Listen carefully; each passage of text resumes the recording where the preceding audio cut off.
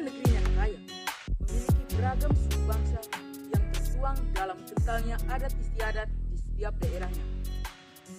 Tak jarang, beragam ritual adat pun dapat kita jumpai, salah satunya yang ada di Nusa Tenggara ini. Kampung Vogo Baru merupakan kampung yang kaya akan budaya dan tradisi leluhur.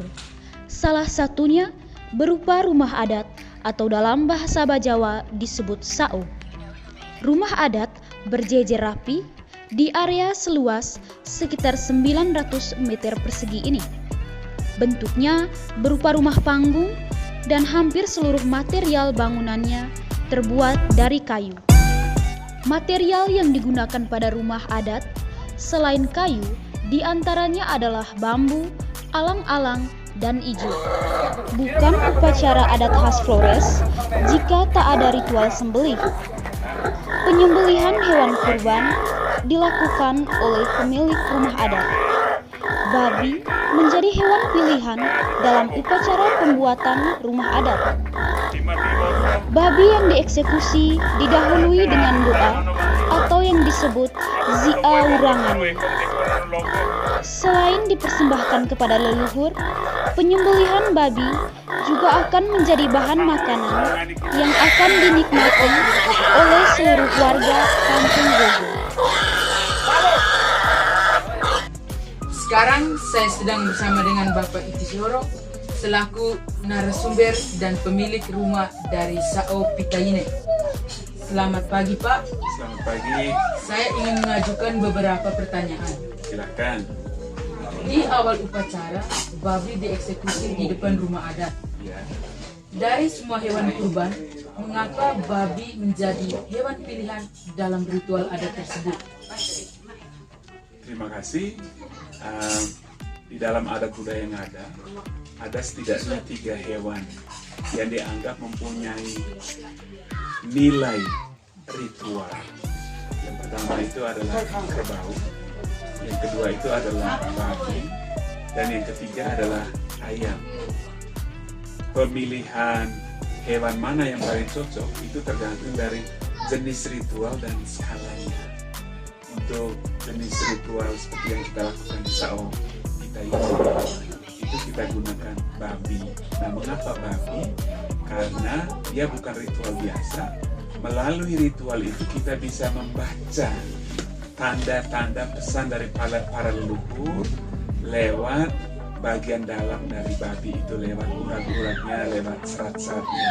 Makanya babi mempunyai kedudukan khusus dalam adat budaya yang ada dari sisi Apa fungsi dari rumah adat? rumah adat itu seperti rumah pada umumnya. Itu fungsinya tentu yang pertama secara fisik memberikan perlindungan dan keamanan terhadap penghuninya dari hujan, dari panas, ataupun dari ancaman-ancaman alam yang lain. Tetapi kalau rumah adat, dia mempunyai nilai yang lebih dari sekadar fisik. Rumah adat itu dianggap sebagai, dan dipercaya sebagai tempat bersemayam leluhur, nenek moyang. Karena itu, setiap ada acara-acara penting pasti dilakukan di rumah adat, karena orang adat percaya bahwa urusan hidup ini bukan saja kita yang sedang berada di dunia ini, tetapi juga harus berhidup secara damai dan rukun, termasuk dengan para leluhur yang sudah meninggalkan dunia ini, tetapi masih tetap bersemayam di dalam rumah adat. Karena itu kita melakukan segala upacara itu di rumah adat, dan itulah fungsinya. Tadi kami sempat menyaksikan ada kegiatan membersihkan darah di komponen rumah adat bagian dalam dan bagian luar. Dari kegiatan tersebut, apa makna di balik ritual adat tersebut? Ya, sesudah hewan korban babi itu kita sembelih, darahnya itu kita ambil, kemudian diracik di bagian-bagian utama dari rumah adat.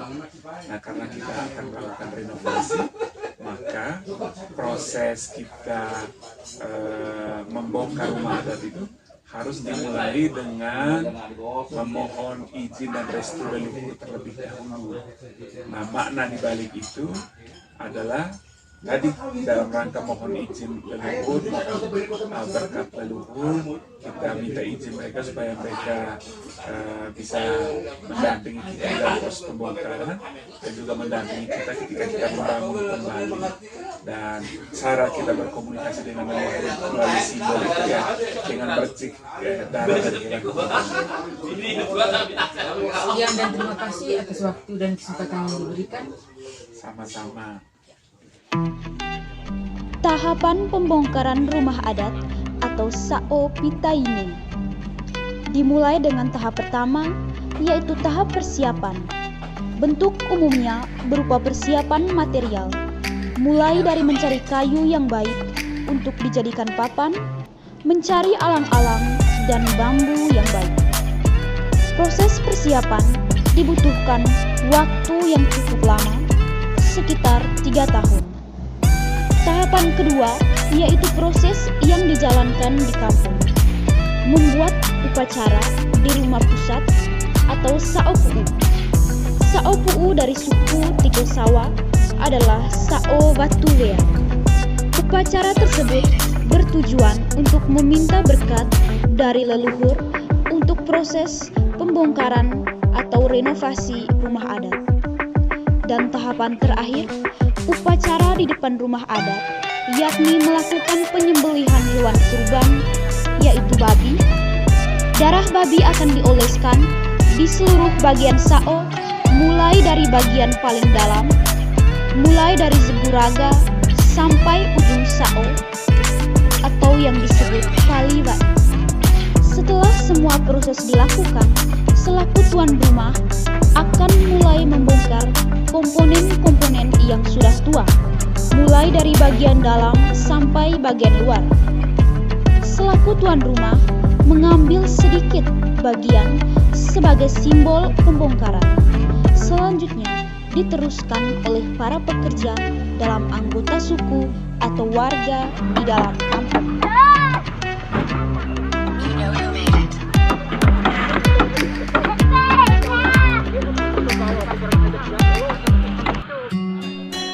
Setelah melalui beberapa rangkaian acara adat, seluruh wana Sao atau penghuni rumah adat dan warga kampung yang terlibat dalam gotong royong pembongkaran rumah adat duduk berkumpul bersama untuk acara makan bersama, yang tentunya dengan menu tradisional yaitu ra'arte atau daging babi.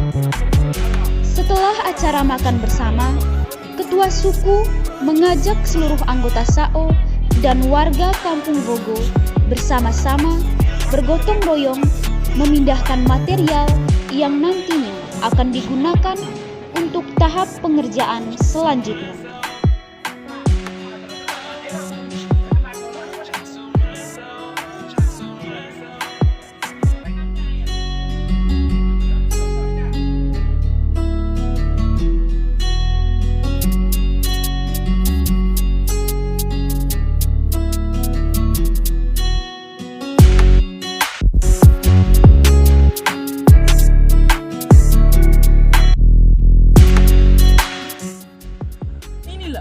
Proses upacara pembongkaran rumah adat sebagai warisan budaya terbenda, salah satu tradisi budaya masyarakat Ngada yang masih turun-temurun diwariskan generasi ke generasi.